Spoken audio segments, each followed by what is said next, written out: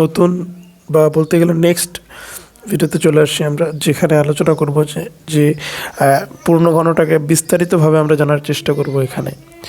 তো দেখে নিচ্ছি, প্রথম যে বিষয় সেটা হচ্ছে নিচের সংখ্যাগুলির মধ্যে কোনটি পূর্ণ ঘন সংখ্যা নয় সেটা আমাদের লিখতে হবে। তো প্রথম সংখ্যাটা হচ্ছে 216। আমাদের জানতে হবে যে এটাকে ভাগ আমরা কি দিয়ে করতে পারি, তাই না? তো ভাগ যাবে এটা 2 দিয়ে, 2 একে 2, 0 2 8 16, 2 5 10, 2 4 8, 2 দিয়ে ভাগ করলে 2 2 4, 2 7 14, 3 9 27, 3 তিরিক্ষে 9। তাহলে আমরা 216কে আমরা লিখতে পারি 2 গুণ 2 গুণ 2 গুণ 3 গুণ 3 গুণ 3।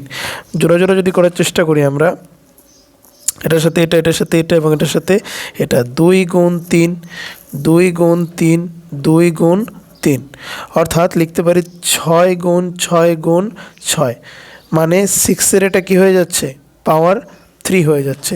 তার মানেই হচ্ছে কি 216টা অ্যাকচুয়ালি একটা কি পূর্ণ ঘন সংখ্যা। 216 একটি কি পূর্ণ ঘন সংখ্যা।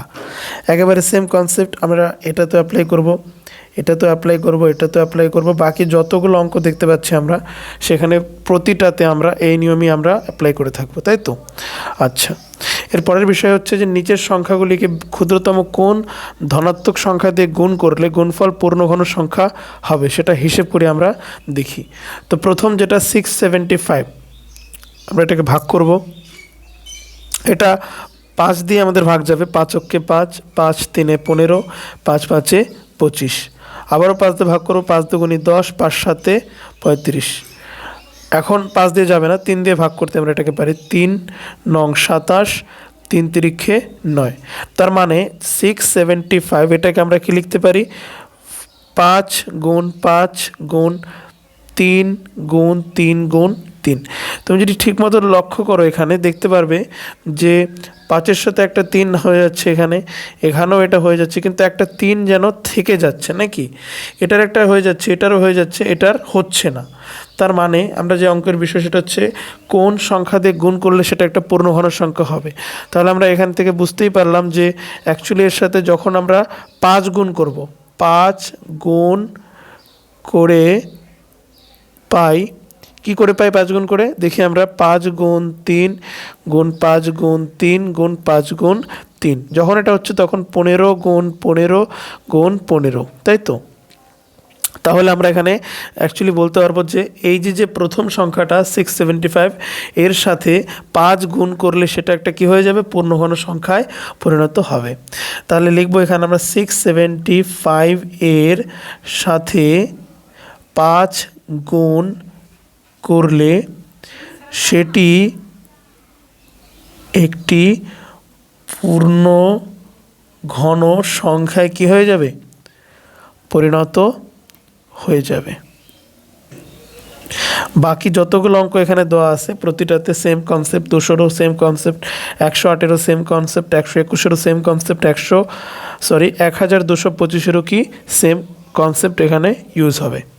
পরের বিষয়ে চলে যাচ্ছি আমরা, যে নিচের সংখ্যাগুলিকে ক্ষুদ্রতম কোন ধনাত্মক সংখ্যা দিয়ে ভাগ করলে, যেমন আগের নিয়মটাতে দেখলে আমরা গুণ করছিলাম নাকি, এখানে আমরা 5টাকে গুণ করছিলাম, এখানে দেখব ভাগ কতটা দিয়ে যাচ্ছে। প্রথম সংখ্যা 7000, এটাকে আমরা ভাগ করে নিচ্ছি। 7000কে আমরা 7 দিয়ে প্রথমে ডিভাইড করে নিচ্ছি, 7 দিয়ে 7000কে ভাগ করলে এটা 1000 হবে। এরপরে 1000 যেটা দেওয়া আছে এখানে 5 দিয়ে ভাগ করতে পারি। আমরা সবসময় ভাগ যে করব, তাই না, সেটা যেন কি হয়, একটা মৌলিক সংখ্যা হয়, এটার দিকে আমাদের চিন্তা রাখতে হবে। মৌলিক সংখ্যা, এখানে যে সংখ্যাগুলো নিচ্ছি মৌলিক কিন্তু নাকি এগুলো।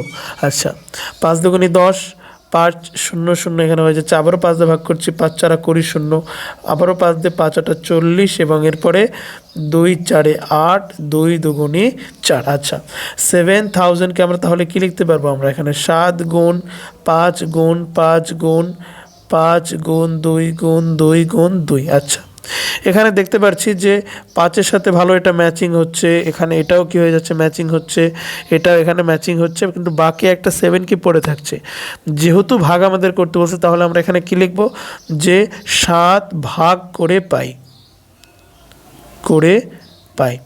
যখনই 7টা ভাগ করলাম তখন এটা কি হয়ে যাচ্ছে এক্স্যাক্টলি 5 গুণ 2 গুণ 5 গুণ 2 গুণ 5 গুণ 2, অর্থাৎ 10 গুণ 10 গুণ 10 গুণ 10, তাই তো 10 টু দি পাওয়ার এটা কি হয়ে যাবে 3 হয়ে যাবে।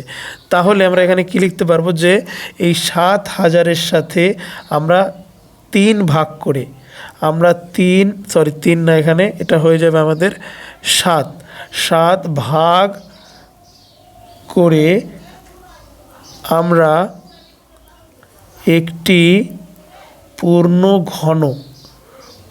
ঘন সংখ্যা